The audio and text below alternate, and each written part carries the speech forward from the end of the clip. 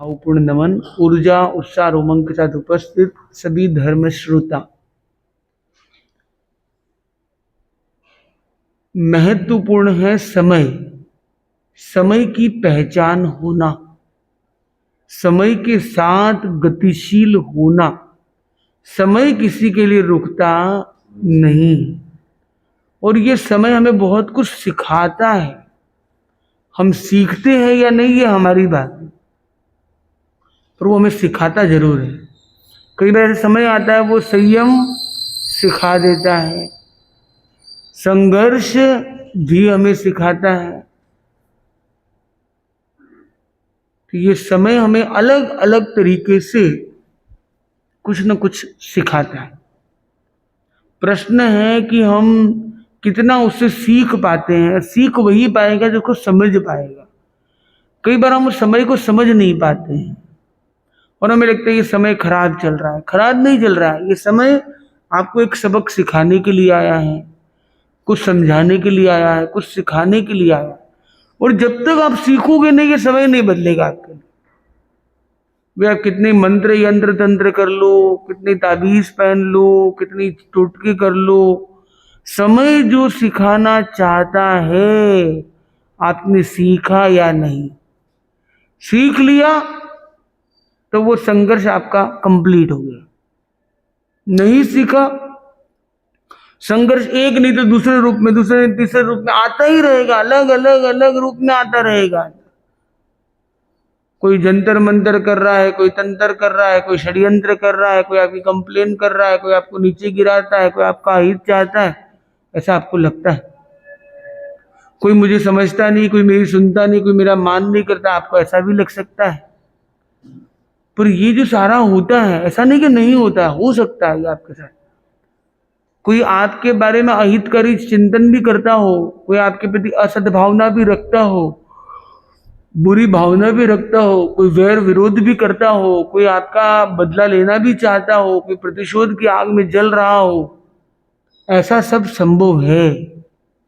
आपके पुराने कर्म हो, पूर्व जन्मों के कर्म हो, वो ऋण चुका रहे हो, ये भी हो सकता है। समझने की बात यह है कि समय आपको सिखाना चाहता है। आपने सीखा या नहीं, महत्वपूर्ण बात। समय क्या सिखाना चाहता है? भाई ये तो कष्ट दे रहा है, क्या सिखाना चाहता है? ये तो परेशान कर रहा है, क्या सिखाना चाहता है? गिरा के मुझे क्या सिखाना चाहता है?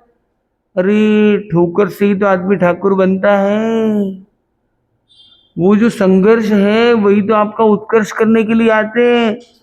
पर हर संघर्ष वाला व्यक्ति उत्कर्ष को प्राप्त नहीं होता है। जो संघर्ष के मैसेज को समझ लेता है और वहां पे हर्ष रख लेता है, वही उत्कर्ष को प्राप्त होता है। संघर्ष तो बहुतों के जीवन में आते हैं। कितने लोग संघर्ष बचपन से करते ही रहते हैं। ऐसे थोड़ी कि वो सब कोई बहुत बड़े व्यक्ति बन गए या बहुत सफल व्यक्ति बन गए या हर चीज उनको मिल ही गई हो। और कई व्यक्ति उनके जीवन में बहुत छोटा संघर्ष आया हो और बहुत आगे बढ़ गए हो। संघर्ष बहुत कम और उत्कर्ष बहुत ज्यादा। कईयों का संघर्ष बहुत ज्यादा, उत्कर्ष कोई खास हुआ ही नहीं। और कईयों का संघर्ष बहुत ज्यादा और उत्कर्ष भी बहुत ज्यादा। और किसी का न संघर्ष आया न उत्कर्ष हुआ। ये चारों तरह के विकल्प हमें दुनिया में दिख सकते हैं। पर जब हमारे जीवन में संघर्ष आ रहा हो तो हमारा चिंतन किस दिशा में होना चाहिए, ये हमारी चर्चा का विषय है। अगर आपको लगता है मेरा समय अच्छा नहीं चल रहा है, मेरे जीवन में संघर्ष बहुत आ रहे हैं, तो न्यूमरोलॉजी में कहा गया आपका नंबर में कहीं ना कहीं 8 है। 8, जिसका नंबर 8 नंबर होता है उसके जीवन में सामान्यतः संघर्ष बहुत देखे जा सकते हैं। उसमें बहुत सारे विकल्प है उसमें भी, पर संघर्ष भी हो ये संभव है। पर वो क्या कहता है, ये नंबर आपको कहता है, बोले 8 नंबर कौन से ग्रह से जुड़ा हुआ है? बोले शनि ग्रह से जुड़ा हुआ है। शनि क्या कहता है? धीरे धीरे चलो। शनि क्या कहता है? धर्म करते चलो। शनि क्या कहता है? न्याय के साथ चलो। तो शनि न्याय का प्रतीक।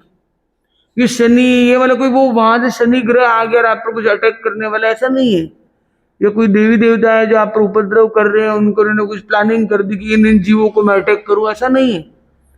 बल्कि ये एक जो सारे ग्रह दशा, ये सारे ये प्रतीक की भाषाएं हैं। कहना ये कुछ चाहती है, ये कुछ स्टोरीज बनाई गई कि जिससे हम उन सारे गणित को अच्छे से याद रख सकें। शनि ग्रह का मतलब या 8 नंबर का मतलब या जीवन में संघर्ष बहुत आ रहे हैं तो उसका एक संभावित प्रकल्प विकल्प बनता है कि आपको धीरे चलना जरूरी है। शांति से चलो, आपको मंजिल मिल जाएगी। आपकी अशांति का कारण आपके अंदर की अशांति है। आपको शांति चाहिए, सुकून चाहिए, समृद्धि चाहिए, सफलता चाहिए, उसके पीछे आपकी अशांति उसका कारण है, आपको नहीं मिल रही। तो आपको क्या चाहिए? शांति चाहिए। दूसरा क्या चाहिए? धर्म चाहिए,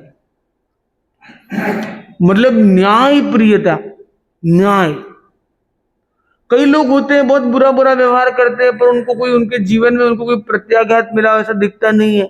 इतने धोखे दिए, इतना धोखाधड़ी दिया, इतना खा गए लोगों का, इतने गलत काम किए, इतने विश्वासघात किए, फिर भी एंजॉय कर रहे हैं लाइफ में, सब मस्ती है। शरीर भी ठीक, परिवार भी ठीक, समृद्धि भी ठीक, सपोर्ट भी ठीक, समाज भी अच्छा यश कीर्ति दे रहा है और सब आनंद कर रहे हैं। काम व्यापार गलत है, विचार गलत है, व्यवहार गलत है, अध्यात्म नहीं है, सब कुछ नहीं, फिर भी आनंद में जी रहे। अरे भाई, उनके ग्रह योग, उनके कर्म योग, उनके आत्मा का योग अलग है यहाँ पर। तो इसका मतलब ये नहीं है देर है मगर अंधेर नहीं, इस जन्म नहीं तो आगामी जन्मों में उनका एक व्यक्ति है, इसका एक गलती की, उसका एक दिन गलत खराब हुआ। एक व्यक्ति ने 1 महीने जितनी गलती की, उसके 2 महीने खराब हुए मानो। पर एक व्यक्ति ने एक जीवन में इतनी गलतियां की कि उसकी सजा इतनी भारी है कि इस जीवन में क्या दे वो बोल रहा है भाई। तो उसको सीधा क्या कर दिया? नरक में जाके पटक दिया। अगले जन्म में विकलांग रूप में पैदा हुआ, अगले जन्म में एकदम ऐसी पिछड़ी वर्ग में वो पैदा होता है कि उसको कोई अवसर ही नहीं मिले। एक ऐसे क्षेत्र में पैदा हुआ जहां कोई अवसर, कुछ पढ़ाई लिखाई, कोई आगे बढ़ने का अवसर नहीं, बस दास प्रथा है, दासी बना के, दास बना के शोषण ही होता रहता है, कभी कोई अवसर ही नहीं मिलता है। कितने जीव ऐसे आपको मिलेंगे जो ऐसे स्तर पर पैदा होते हैं कि आपको लग जाए ये तो नरक जैसा जीवन है, इतना पी पस, बदबू, गड़बड़, खराब वातावरण, कोई अनुकूलता नहीं। कैसे कर्म उसके होते हैं? वो कर्म का जो वो बंधन करता है, शास्त्रों में मिलता है एकाई राठौड़ का जीव। कितना बड़ा डाकू होता है, 500 डाकुओं का अधिपति होता है और कितनी जगह कब्जा करता है, कितना वो अपनी सल्तनत बना लेता है, कितनी हुकूमत करता है, कितना क्रूर, अधार्मिक, एकदम अधार्मिक है, अधर्मनिष्ठ है, भयंकर क्रूर आत्मा है, भयंकर हिंसक है। पर जीवन में वहां पे उसका तो वो एंजॉय कर रहा है अपना, कितने निर्दयता बर्बरता करता है, कितनों का शील हरण करता है, कितने गांवों का, क्षेत्रों का अपहरण करता है, अर्थ हो, महिला हो, कोई भी वस्तु हो, इतना दारिद्र्य से जगह फैलाता है, सबके हक छीन लेता है, इतना सब बुरा व्यवहार करता है। तो प्रश्न आया कि उसका तो कोई सजा नहीं मिली है भाई, क्या बात है? पर आगे वाला जीवन उसका जो दिखाया जाता है, उसे कहा जाता है बोधि दुर्लभ, उसे बोधि ही नहीं मिलती है लंबे समय तक। भाई, एक जन्म की सजा एक जन्म तक मेरे समझ में आता है, वो जन्मों जन्मों तक, हजारों जन्मों तक उसे एक कर्म के कारण, एक भव के उन कर्मों के कारण वो भव भव तक भ्रमण करता है और इतना उपद्रव वाला उसका जीवन होता है, इतना क्लेश, इतनी कलुषता, इतनी मलिनता, इतनी दरिद्रता, इतनी परेशानी कि ऐसे कर्म का उदय होता है कि जीवन में संघर्ष ही संघर्ष, नो उत्कर्ष, ओनली संघर्ष, ओनली संघर्ष। तो यदि आपके जीवन में बहुत संघर्ष आ रहे हैं तो यकीन मानिए आपके ऐसे कोई कर्म है। तो ये शनि की जो बात आती है तो पहली बात वो कहता है स्थिरता लाओ, शांति लाओ। दूसरा कहता है संघर्षों का सामना करो। तीसरा संघर्षों को स्वीकारो, मेरी ऐसे कर्म योग हैं, संघर्ष आ रहे हैं। और चौथा है सद्धर्म को अपनाओ, सम्यक धर्म को धारण करो, सम्यक सोच लाओ। आपके साथ बुरा करे उसके बारे में बुरा मत सोचो, क्योंकि वो बुरा सोचेगा उसके साथ बुरा तो बाद में कभी होगा, अभी उसका पुण्य का बोलबाला है। पर आप उसके बुरा होने पर ही आपने थोड़ा सा उसका बुरा सोचा, आपके साथ बुरा बहुत हो जाएगा, क्योंकि आपके योग ऐसे चल रहे हैं। तो आपको सद्धर्म का, सद्भावना का सहारा लेना होगा। आपके ऊपर कोई मंत्र तंत्र कर रहा है, आप उस पर मत करो। आप पर कोई नेगेटिव छीटा कसी कर रहा है, आप उसके प्रति मत करो। आप सद्भावना के वातावरण में, आप आध्यात्मिक संबल में रहो, आप शांत रहो, आप पार कर लो। क्योंकि वो कर्मों का जो ऋण है ना, वो पूरा करने के लिए आप आए हो इस जीवन में, उसको पूरा करते चलो। पर हम क्या करते हैं, उस संघर्ष के नाम से हर्ष नहीं रख पाते हैं, बल्कि उसके लिए क्लेश करना चालू कर देते हैं, राग द्वेष करना चालू कर देते हैं, बुरा भला सुनाना चालू कर देते हैं, लड़ाई झगड़ा चालू कर देते हैं, गाली गलौज चालू कर देते हैं, बुरा बुरा उसके बारे में सोचने लग जाते हैं। उसके बारे में सोचे, उसको नहीं बोल पाते तो किसी और को बोल देते हैं। पर हम झगड़ा डंडा करते रहते हैं, बात बात पर विवाद खड़ा कर देते हैं, बात बात पर बेबुनियाद बेतुकी बातें कर लेते हैं, हर किसी के अंदर हस्तक्षेप चालू कर देते हैं, बीच बीच में बोलना चालू कर देते हैं, बिना मांगे राय देना चालू कर देते हैं। ये सारे लक्षण क्या है कि ये आप उस संघर्ष पर विजय का मार्ग नहीं कर रहे हो, बल्कि संघर्ष से होने वाले घर्षण के अंदर उस आक्रमण कर्म आप पर कर रहे हैं, आप आगे कर रहे हो और कर्म के चक्रव्यूह में फंसते चले जा रहे हो। तो आपका ये जो जन्म कर्म को क्लियर करने के लिए आया है, आप क्लियर नहीं कर रहे हो, उल्टा कर्मों को डियर और नियर करते जा रहे हो। ये आपके लिए अच्छा नहीं है। और साथ में अच्छा समय आता है 8 नंबर का, शनि की अच्छी दशा आती है, तो आपको बहुत अपार समृद्धि दे देता है, अपार शक्ति देता है, अपार मजबूती भी आपको देता है। तो ये दोनों, हर चीज की दोनों साइड होती है, दोनों पहलू होते हैं। पर आपको देखना है कि आप अभी किस अवस्था में हो। पर आपको अपार शक्ति भी मिल जाए पर फिर आपने संतुलन खो दिया, आपने सद्धर्म का मार्ग नहीं लिया, तो वापस शनि क्या कहते हैं, न्याय। अन्याय है तो आ जाओ भाई, जब तक राजी है, थोड़ा भी ऊपर नीचे हुआ पूरा पेनल्टी हाथों हाथ चल रहा है। ऐसा नहीं कि अभी गलती की बाद में अगले जन्म में मिलेगा, नहीं, अभी देना है भाई, आ जाओ भाई। थोड़ा सा आपका ध्यान चूका, ठोकर लगी और एकदम से गिर के फ्रैक्चर ही हो गया भाई। अरे यदि तो बिना देखे चलता है और उसको नौकर चाकर देते हैं, कचरा हटा देते हैं, ये हटा देते हैं, कोई गिरता है तो कोई अचानक आके बचा लेता है, इसको कुछ नहीं होता है। ये तो मोबाइल देखते देखते इधर उधर ध्यान में चलता रहता है। और मैं इतनी सजगता रखता हूँ, इतना जागरूकता रखता हूँ, एक दिन मेरी थोड़ी सी गलती हुई और एकदम तो गिर गया, फ्रैक्चर हो गया, ऐसा हो गया, ऐसा हो गया, और ऐसा क्यों, कैसा क्यों, हाय कर्म, ऐसे कौन से कर्म मेरे हैं, ऐसा क्यों होता है। भगवान को बोलता है, इसको बोलता है, सब जगह कंप्लेन बॉक्स शुरू कर देता है। पर ये समाधान का रास्ता नहीं। तो अभी एक ईरानियन कपल आया और उन्होंने दर्शन सेवा की, कई ध्यान के प्रयोग भी कराए गए, कोई प्राणायाम, कई आध्यात्मिक चर्चा हो। आज देखिए वो कहते कि हम कोई धर्म वगैरह में नहीं है, और हमारा तो धर्म के प्रति जो भाव है वो उतर गया है। कोई धर्म कर्म इसमें इंटरेस्ट ही नहीं है, क्योंकि धर्म के हमारे जो अनुभव है बहुत अलग है। और आप जानते हो अलग अलग क्षेत्रों में धार्मिक जो क्रम है उनमें कई जगह थोड़ी सी जबरदस्ती वाला रूप, थोड़ी हिंसा वाला रूप भी देखने को मिलता है। तो उनके मन के उनके अनुभव है, वो बोले हम उससे ऊपर उठ गए, अब हमको कुछ नहीं चाहिए। शांति, आनंद। पर उनको जब ये समझ में आया तो वो क्या कह रहे थे कि हमने जो जैनिज्म को समझा है, जैन दर्शन को समझा है, तो हमें ये लगा ये एकदम डिफरेंट है। सारे धर्म एक तरफ और ये एक तरफ, एकदम अलग है। इसमें कोई धर्मांतरण की बात, परिवर्तन की बात, जबरदस्ती की बात, हिंसा की बात, फॉलोइंग की बात नहीं है।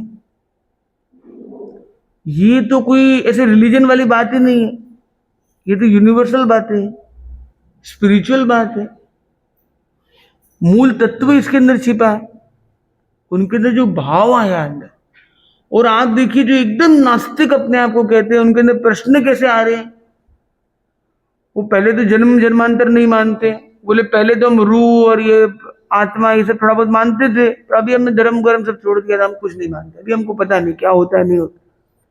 तो उनके प्रश्न आ गए कि भाई आत्मा है, कर्म है, तो कर्म कब से चालू है ये बताओ मुझे, पहला कर्म कब लगा ये बताओ अभी। वो बोले कर्म है, पुनर्जन्म है, तो जन्म जन्म चलते रहेंगे ये तो, इसका तो कोई अंत ही नहीं है फिर तो। आप देखो उनको संसार के स्वरूप के बारे में चिंतन होता है कि ये जन्म, ये कर्म चालू ही क्यों हुआ, फिर चालू हुआ आदमी, मतलब जो एकदम नास्तिक व्यक्ति था उसको कर्म, आत्मा, पुनर्जन्म पर एक आस्था का भाव विकसित हुआ एक स्तर पर। और उसके अंदर से एक आंतरिक, और हम कहते हैं भवी जीव कौन होता है, भवी जीव है जिसके अंदर अध्यात्म की गहरी जिज्ञासा भीतर से आए। तो जिसके मन में ये कर्म आए कि कर्म कब से शुरू हुआ, और हमने ये नहीं कहा कि जन्म जन्म चलेगा ये, पर ये जन्म होता है, ऐसा कर्म होता है, कर्म भोगने के लिए जन्म होता है। तो बोले ऐसे तो कर्म चलते रहेंगे, जन्म जन्म चलते ही रहेंगे, संसार चलता ही रहेगा। ऐसे संसार के स्वरूप का चिंतन संभवतया वो कोई हलु कर्मी, सुलभ बोधि, भव्य आत्मा होती उसी को होता है। तो भले उनकी खान पान शुद्ध न भी हो, पर जब से वो भारत में आए हैं या अपनी संस्कृति में आए हैं, वो शुद्ध खान पान करते हैं। और उनके अंदर मन में भी यह भाव आया कि खान पान शुद्ध हो, ये बहुत अच्छा रहेगा।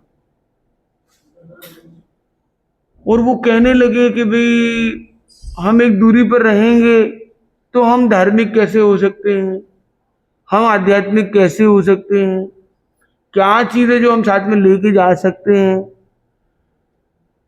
ऐसे मन में एक जिज्ञासा का भाव होना। और आप देखिए कि वो लोग नेपाल में थे, कोई प्लानिंग नहीं थी आने की, मानसरोवर गार्डन और संत के दर्शन और सेवा, ये तो उनकी प्लानिंग की लिस्ट में, लास्ट लिस्ट में भी नहीं था। एक तो होती है प्रायोरिटी में top 3, top 5, top 7, top 10, top 100 में भी नहीं था। तो टॉप लिस्ट नहीं, ड्रॉप लिस्ट में था। पर एक संयोग मिला और उनको 14 दिन का वीजा मिला भारत का, नेपाल से यहाँ आने का। तो वीजा जब मिला तो वो बोले, जब लेटर आया है तो बोले कि आज से ये वीजा की डेट चालू। अब भाई यहाँ से पैकअप करेंगे, तैयार करेंगे, यहाँ के जो कमिटमेंट है कंप्लीट करेंगे, इंडिया का टिकट लेंगे, सारी सिस्टम बनाएंगे, चलेंगे। तो उसमें तो उनके 8-10 दिन निकल गए। अब बोले केवल 4 दिन का टाइम होगा और आज उन्हें जाना है, आज उनकी टिकट है, फ्लाइट है, क्योंकि उनका वीजा उतना ही था। तो 3-4 दिन के लिए उनका इंडिया में आवागमन हुआ। हमारे एक अमन जी है, वो ऐसे मतलब ट्रैवलिंग का काम करते रहते हैं, तो ट्रैवलर से कनेक्टेड भी, उन्होंने बताया कोई ट्रैवलर यहाँ आना चाहे तो हम उनसे मिलेंगे, करेंगे, ऐसा कोई बात उन्होंने रखी है अपनी। और उन्होंने बात की और बात चल पड़ी। तो एकदम अनभिज्ञ, अनजान लोग, कहाँ से उनको कोई तार मिला और वो जुड़े और उनका भाव हुआ। और मानसरोवर गार्डन धर्म संघ का ये 13पन समाज, एक अनुकूल व्यवस्था और आवागमन भी हुआ और चर्चा कार्यक्रम। और जनरली होते हैं लोग, देखो भाई हमको रहने की जगह मिल जाए, ठीक है, हम सो जाएंगे, खा लेंगे और हम अपना घूमने का काम करेंगे। थोड़ी बहुत जहाँ पे आए हैं, थोड़ा बहुत 15 मिनट 20 मिनट रीति रस्म निभा लेंगे, फॉर्मेलिटी कर लेंगे। पर कोई वो आपके श्रावक तो नहीं है, आपके लिए तो भारत में आए नहीं है कि टिकट भारत में आपके लिए लेके आए हो। और मैं तो देखता हूँ कई ऐसे श्रावक भी होते हैं, वो गुरु दर्शन के लिए जाते हैं, उसमें वो घूमने का ट्रिप 3 दिन के ट्रिप में 1.5 दिन तो घूमने निकल जाते हैं। फिर हमारा ये काम है, हमारा वो काम है, उससे मिलने जुलने चले जाते हैं। थोड़ी देर वो दर्शन जो कहते हैं रामा सामा कर लिया, दर्शन किया, आशीर्वाद मंगल पाठ 2 मिनट सेवा कब है हमको बताओ, प्रवचन किया, प्रवचन सुना नहीं सुना, थोड़ा बहुत फॉर्मेलिटी की और कहीं इधर कहीं उधर, ऐसे भी लोग मिल सकते हैं। और कई लोग होते हैं जो बहुत अच्छी सेवा करते हैं, 4-4 महीने, 12-12 महीने, 13-13 महीने भयंकर गर्मी में, इतनी लू में भी सेवा करते हैं। ऐसे भी श्रावक श्राविका मिल सकते हैं। पर आप देखिए दिल्ली में भी लू जैसा वातावरण, इतने हाई टेम्परेचर, और भ्रमण करने टूरिज्म के लिए आया हुआ कपल, और वो दर्शन करता है और वो फारसी भाषा जानते हैं और इंग्लिश भी ठीक है काम चलाओ जानते, पर हिंदी तो मारवाड़ी तो बिल्कुल नहीं जानते। और वो आते हैं, आते मिलते हैं, और वो कहते, और जो पहली 5 मिनट में उनको ऐसी वाइब्रेशन और ऐसा कनेक्शन फील हुआ, वो बोले घूमना सेकेंडरी है, हमें तो हम आए, हमें अच्छा लग रहा है, हम तो चर्चा करें। तो बात चली कि आज रात को अभी तो आप लेट हैं, अभी आए ही हैं, 9 बजी है, थकान भी होगी, 8-9 बज गई है, तो कल सुबह, तो बोले सुबह कब, तो अपन जनरली होता है अपने कोई लोग होते तो क्या बोलते हैं 8-9 बजे तक थोड़ा रेडी होके फिर मिलते हैं अपने भाई, तो पूरा दिन ही है तो फिर आराम से करेंगे भाई, थके हुए हम तो अभी आए यात्रा करके, महाराज कहाँ जाने वाले, और हम भी यही है तो आराम से कर लेंगे भाई। परंतु वो क्या कहते आप कहिए टाइम, बोला नहीं आप सवेरे, वो बोले हम तो अर्ली राइजर्स हैं, जल्दी उठ जाते हैं, हम कोई दिक्कत नहीं है। आप कहोगे 7 बजे, 7 बजे, 6 बजे, 6 बजे, आप बोले 5 बजे, तो 5 बजे हम आ जाएंगे। बोले तैयार होके सब करके आराम से फिर, वो बोले एकदम, बोले 9 बजे तक का नाश्ते का टाइम रहेगा तो फिर 3 घंटा, बोले 3 घंटा हम बैठ जाएंगे आराम से, हम आनंद लेंगे उसका। और 6 बजे का टाइम दिया गया, तो हमारे संतों को बताया गया था कि अभी आपको सुबह पहले सेशन आपको लेना है, तो वो 6 बजे वो तो पहुंचे नहीं, ये 6 बजे आके बैठ गए, 6 बजने में 2 मिनट पहले आके बैठ गए, और नहा धो के तैयार होके रेडी होके आके बैठ गए। संत 6:15 तक बोला अच्छा आ गए क्या वो, अच्छा वो सोच रहे इंडियन टाइम से चलने वाला मामला है, पर उन्हें क्या पता था कि ये लोग इतने एक्टिव और वो रहेंगे, प्रोएक्टिव वाले मामला है। वो पहुंचते हैं, चर्चा होती है, 1 सेशन 2 सेशन, सेशन पर सेशन चलते हैं, और वो बोलते हैं आज हमें कहीं नहीं जाना है, कोई दिल्ली नहीं देखना है, हम तो आज पूरे दिन सुबह से शाम रात जब आप समय देंगे हमें समय लेना है।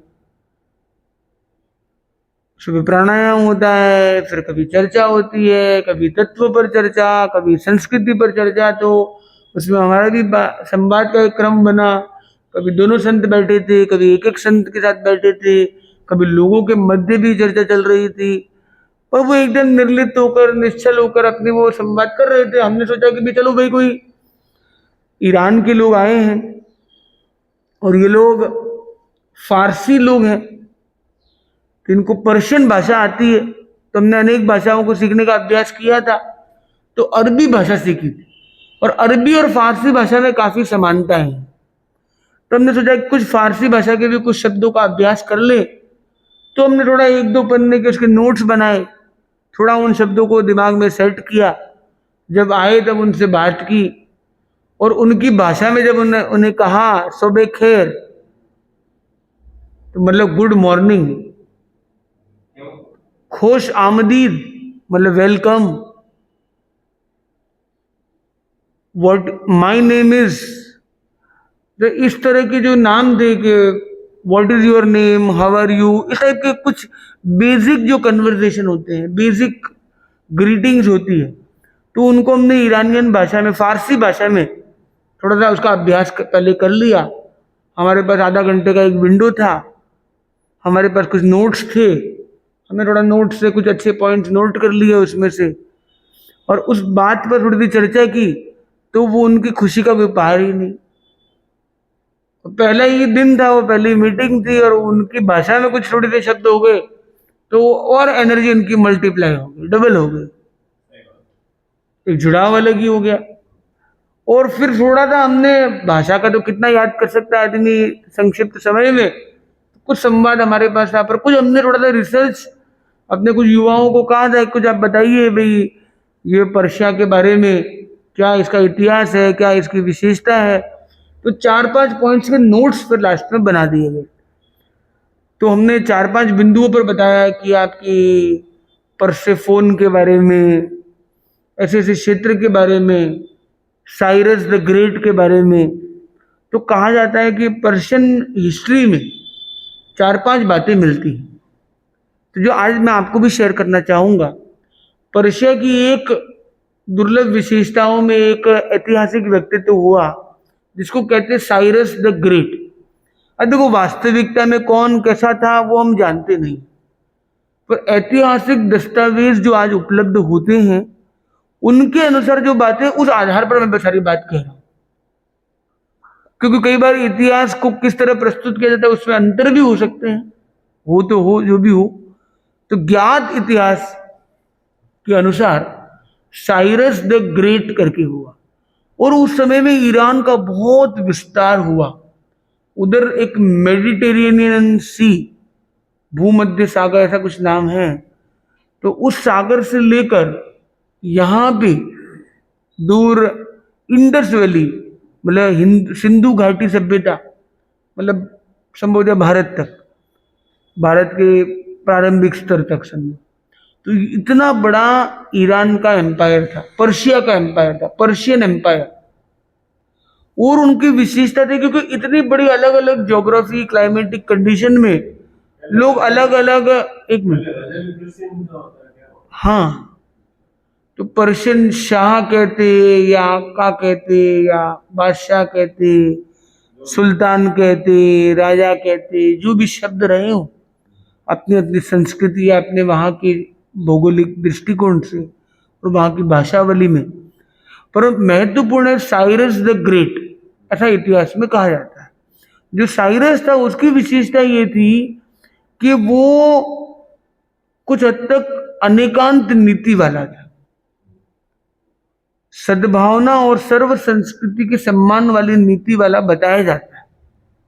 क्योंकि इतने बड़े जब एम्पायर होगा तो अलग अलग कई कबीले होंगे, कई संस्कृति के लोग होंगे, सब लोग कोई एक ही धर्म या एक ही दृष्टि और एक ही शैली में जीने वाले नहीं भी होंगे, परंतु सबकी संस्कृतियों का एक सम्मान की भावना, सबको अपना अपना धर्म, अपना तरीका जीने का एक, और उसके प्रति भाव होना, अच्छा भाव होना, समभाव होना, सद्भाव होना, सम्मान होना, ऐसे भाव उसके थे, ऐसा कहा जाता है। तो उसे समझ में आता है कि पर्शिया में कितना सद्भावना का वातावरण एक समय रहा। दूसरा मिलता है कि वहां का एक रिच हेरिटेज साइट माना जाता है, जो सेलिब्रेशन कैपिटल कहते हैं, कि वहां पे उत्सव मनाने का माहौल रहा।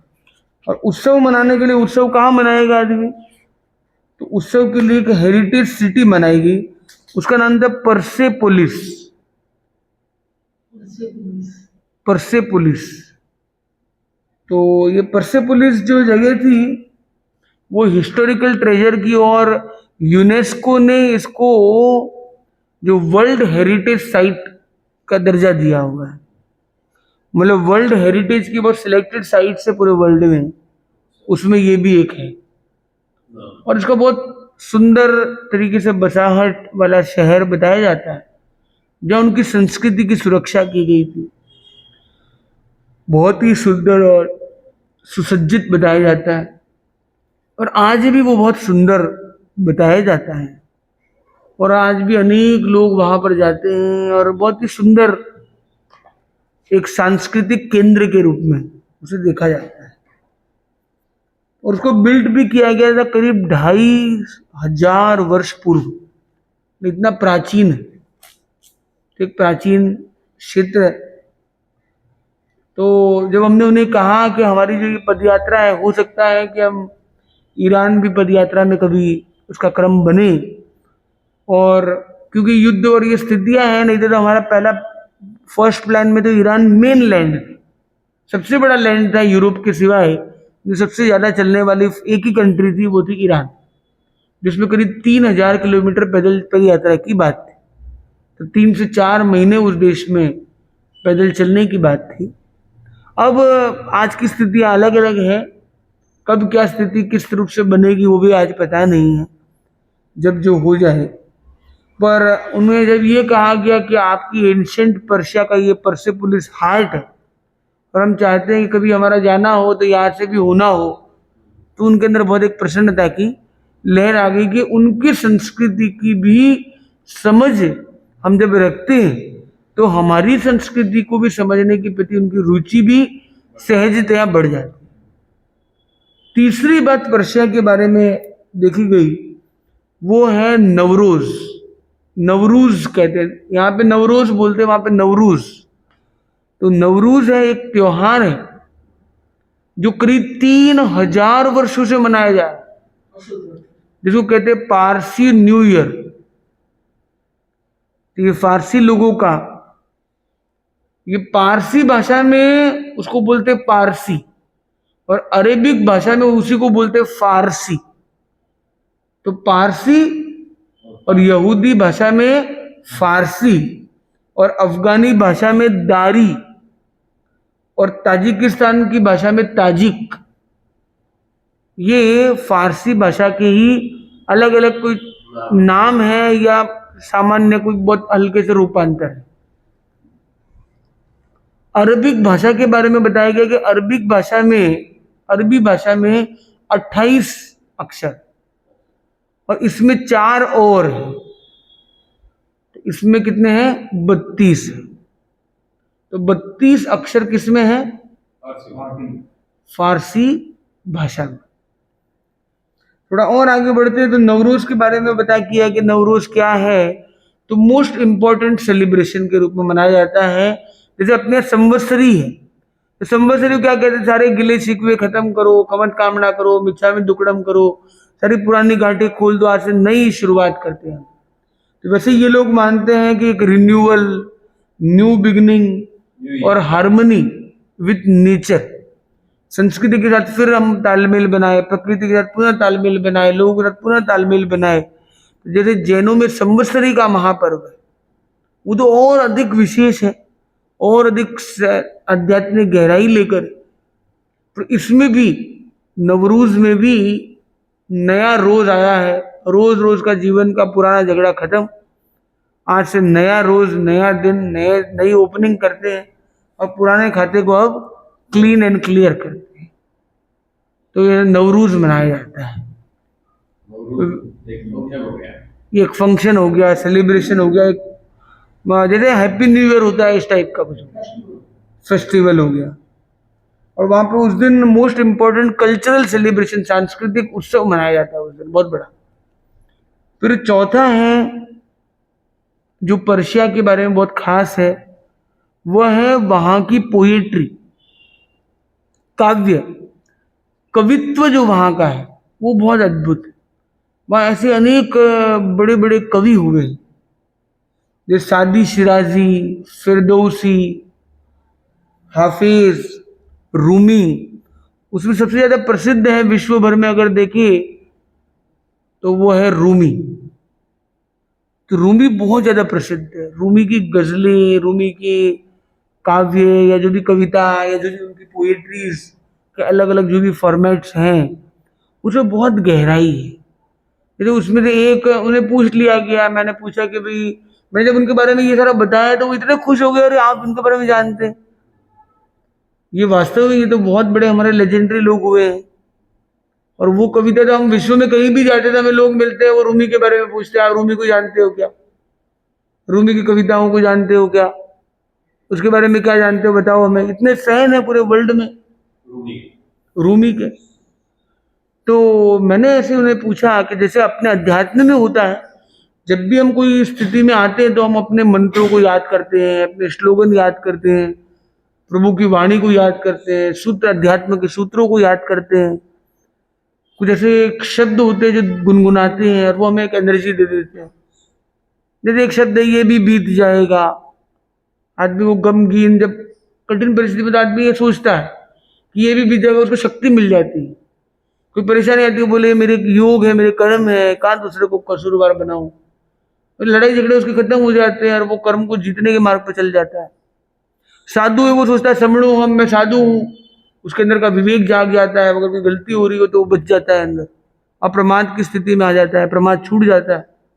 तो वो याद करता है मैं साधु हूँ। आचार्य प्रवर का प्रवचन हुआ, एक सुश्रमण और एक पाप श्रमण। तो मैं पाप श्रमण नहीं हूं, मैं सुश्रमण हूं। जैसे एक श्रमणत्व का फीलिंग आता है, मैं सुसाधु हूं, श्रमणो हम, तो आदमी बच जाता है। तो वैसे ही मैंने कहा कि क्या आप भी कोई ऐसे रूमी, कोई ऐसी गजलें हैं, कविता है जिनको आप याद करके आपको एनर्जी मिलती है? तो मुझे भी याद तो नहीं है, पर फारसी भाषा में क्योंकि उन्होंने बोला, तो फारसी भाषा में उन्होंने एक वो बताई, कविता बताई। और वो जो महिला थी उसको इंग्लिश में उस कविता का अर्थ, तो वो पुरुष ही बोला कि समझ में तो आ रहा है, उसको इंग्लिश में कैसे बोलेंगे, उसका अर्थ सही पूरा समझना बहुत गहराई होती है। तो वो थोड़ा गूगल करते, थोड़ा पता करते, फिर इंग्लिश में बताते। पर भाव कुछ इस तरह का था, जब हौसले हो बुलंद और प्रेम के पंख मिल जाए, जब प्रेम के पंख मिल जाते हैं तो आदमी आगे बढ़ जाता है। हौसलों की उड़ान जब होती है तब आपको कोई सीढ़ी की और इन सब की जरूरत नहीं होती। जब आपको ये दुख, दर्द, परेशानी और उसमें आप सीढ़ी ढूंढते रहते हैं, तो आपको सीढ़ी नहीं, आपको बस हौसलों की उड़ान आपको मदद करेगी। हौसले और प्रेम, इसके पंख आप लगा लो, आपको हर मंजिल मिल जाएगी, आप उड़ जाएंगे। तो जब, तो बहुत अच्छी बात ये उसका जो कहने का पूरा एक शैली है, एक ढंग है, तो एक मैसेज कितना गहरा है अंदर। कई बार होता है हम परिस्थितियों से नहीं हारते हैं, हम मन से हार जाते हैं। हम हारने से पहले हार मान लेते हैं। हम हारते कब है पता है? जब हम हार मान लेते हैं। जब हार मान लेते तभी हम हार जाते हैं। जब तक हार नहीं मानते हम नहीं हारते।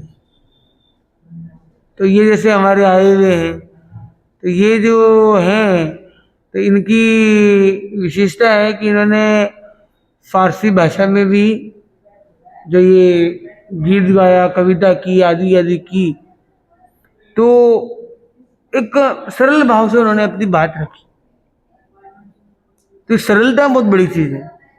फिर हमने पांचवी बात देखी कि ईरान और भारत का क्या कनेक्शन रहा, वो भी पर्शिया भारत का कनेक्शन।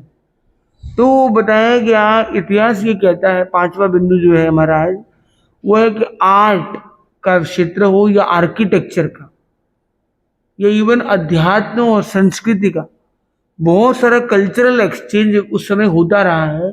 और इस कदर होता रहा है कि एक समय ऐसा भी था कि भारतीय प्रशासन प्रणाली में एडमिनिस्ट्रेटिव लैंग्वेज के रूप में पर्शियन भाषा, फारसी भाषा का प्रयोग किया जाता था। अभी इंडिया में आज नहीं, एक समय ऐसा था इतिहास में, एक पुराने समय में एक ऐसा समय भी था जब फारसी भाषा में सरकारी तंत्र भारत का चलता था। भारतीय तंत्र में फारसी भाषा का बड़ा प्रयोग होता है। और एक घटना मैंने उन्हें नहीं बताई, पर आपको मैं शेयर करूं, ऐसा एक वर्णन मिलता है जब भारत में फारसी भाषा पर्शिया के राजा ने एक प्रस्ताव भेजा यहाँ के भारतीय राजाओं को कि हम व्यापार के लिए भारत में आना चाहते हैं। तो उन्होंने मैसेज भेजने के लिए क्या किया, एक कटोरा पूरा दूध से, मतलब कटोरा एक भर के भेजा, एक मतलब कुछ गिफ्ट भेजा, गिफ्ट, और एक संदेश दिया कि हम आना चाहते, एक प्रस्ताव भेजा, पूरा प्रस्ताव भेजा। तब भारतीय राजा ने क्या किया, एक बड़ा छलोछल, एक बड़ा सा एक कटोरा जैसा कोई बर्तन को पूरा दूध से छलोछल भर के भेजा,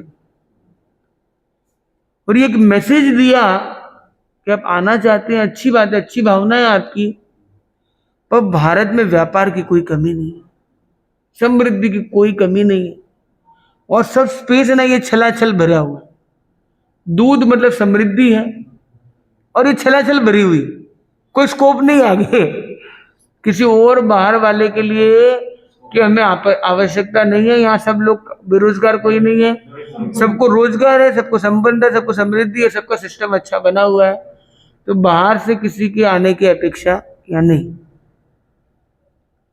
और वो पारसी देश का जो ये राजा है, पर्शियन एम्पायर का राजा है, वो क्या करता है, वो क्या करता है, उसके पास चीनी होती है, चीनी मिश्री आदि जो भी द्रव्य है वो चीनी दूध में डाल देता है, दूध छलक के गिरता नहीं, इस तरह से चीनी डालता है कि एक भी बूंद गिरती नहीं, फिर वो कटोरा लेके वापस भेजता है। और संदेशा क्या होता है, कोई बता सकता है? तो उन्होंने कहा कि आप पर्शियन के बारे में, आप ये पारसी लोगों के लिए आप एकदम निश्चिंत हो जाइए, हम आएंगे आपके होके रहेंगे, घुल मिल जाएंगे, हम पूरी तरह घुल मिल जाएंगे, जैसे मिश्री दूध के अंदर डुबकी लगा देती है, हम दूध को कभी छलकने नहीं देंगे, कभी गिरने नहीं देंगे, कभी किसी को परेशानी ना हो। ऐसा नहीं कि हम ऐसा कोई व्यापार करेंगे कि आपके लोग बेरोजगार हो जाए, आपकी समृद्धि कम हो जाए, नहीं, बल्कि आपकी ग्रोथ मतलब आपके दूध को भी और मधुर बनाने में योगदान करेंगे, पर आपसे कुछ लेके नहीं जाएंगे, आपका कुछ डिस्टर्ब नहीं होने देंगे, तो दूध मिश्री की तरह घुल के रहेंगे आप। और ये बात, और आज देखिए पारसियों में, चाहे हम ये देखिए जमशेदपुर का टाटा स्टील प्लांट, जमशेद टाटा कहे, रतन टाटा कहे, टाटा सन्स, टाटा की कितनी कंपनीज, और ऐसे शाहपुर जी, पालन जी, ऐसे पता नहीं कितनी ऑर्गेनाइजेशंस हैं पारसियों की, पर आज तक देखो, आपने कभी हिंदू मुस्लिम दंगे के बारे में सुना हो, कभी और अन्य धर्मों भी कभी वैर विरोध की बात सुनी हो, कभी कोई और धर्मों को धर्मांतरण की प्रक्रिया में कभी सुना हो, पर पारसी के अंदर कभी धर्मांतरण की बात हो, या धर्म को लेकर कोई विद्रोह या कोई क्लेश की बात हो, कोई झगड़ा टंटा की बात हो, संबोधन आज तक मैंने कभी सुनी नहीं। तो इस तरह की वो नीति उन्होंने वहां पे कमिट की, और नीति जहां तक मैं समझाऊं आज भी वो निभाते हैं। तो ये जो एक विरासत है उनके पास, वो अद्भुत अद्भुत। अब हाँ, ये भी एक मिलता है कि संबोधिया भगवान महावीर स्वयं भी ईरान देश गए हों, ये बहुत संभव है। और भगवान महावीर के शासन में एक कल्याणी मुनि हुए, जो भगवान महावीर के निर्वाण के कुछ समय के बाद सिकंदर आदि के कहने पर, भावना पर संभवतया दिगंबर मुनिराज यथा संभवतया यूनान तक, ग्रीस तक गए और ईरान होते हुए गए, ऐसा भी कहा जाता है। और ये भी माना जाता है कि पार्श्वनाथ भगवान ने तो और बड़ी यात्राएं की है, जिसमें ईरान ये सब क्षेत्र जरूर थे। और ऐसा भी कहा जाता है कि एक जो प्राचीन समय में कहा जाता है स्वर्ण भूमि, वो संभवतः ईरान और आगे के क्षेत्र हो सकते हैं जहाँ पे जाया जाता था। और वहां पे जैन धर्म के अनेक आचार्यों को जाना होता रहा। अगर ये थोड़ा सा रिसर्च का विषय है कि वो स्वर्ण भूमि और ये जो वर्णन मिलता है, जहाँ पे आचार्य, प्रशिष्य, सागर आदि का पूरा समुदाय, मतलब 500 साधुओं का समुदाय, कि वहां पे रहने की, चतुर्मास करने की, ये सब वर्णन मिलते हैं। वो भी भगवान महावीर के शासनकाल की बात है ये सब, मतलब बहुत ज्यादा प्राचीन भी नहीं है। उस समय में संबोधन यहाँ पे रहा है, ऐसा भी एक संभावना है, पर ये थोड़े इतिहास के विषय अवश्य। और पार्श्वनाथ भगवान के बारे में यहाँ तक कहा जाता है कि ऊपर में मंगोलिया तक और इधर में आगे इजिप्ट तक मतलब ये पूरा ये पार करते हुए एशिया को, इजिप्ट तक, यूनान तक, मतलब ये यूरोप हो, इजिप्ट हो, ये सारे कॉन्टिनेंट्स में भी संभवतया भगवान पार्श्वनाथ या उनके शिष्यों का जाना हुआ है। पर ये सब एक इतिहास का विषय है, इस पर और अधिक रिसर्च की जरूरत है। तो कभी हम फिर कभी पूरी रिसर्च के साथ इस पर एक अच्छा संवाद करने का भाव रखते हैं। जो जो इसकी ऐतिहासिक रिसर्च मिलती है उस पर हम थोड़ी बात करेंगे। अभी समय की सीमा है, आपको आगे बढ़ना है। सुने मंगल पाठ। चत्तारि मंगलम अरंता मंगलम सिद्धा मंगलम साहू मंगलम केवली पंडितो दमो मंगलम चत्तारि लघुत्तम अरंता लघुत्तम सिद्धा लघुत्तम साहू लघुत्तम केवली पंडितो दमो लघुत्तमो चत्तारि शरणं भवज्यामि अरन्ते शरणं भवज्यामि सिद्धे शरणं भवज्यामि साहू शरणं भवज्यामि केवली पंडितं धम्मं शरणं भवज्यामि। विघ्नहरण मंगलकरण स्वामी भीक्षणो नाम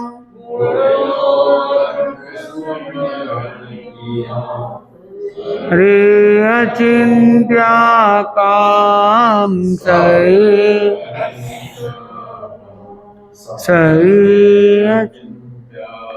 भगवान महावीर स्वामी की, क्रांतिकारी वीर भिक्षु की।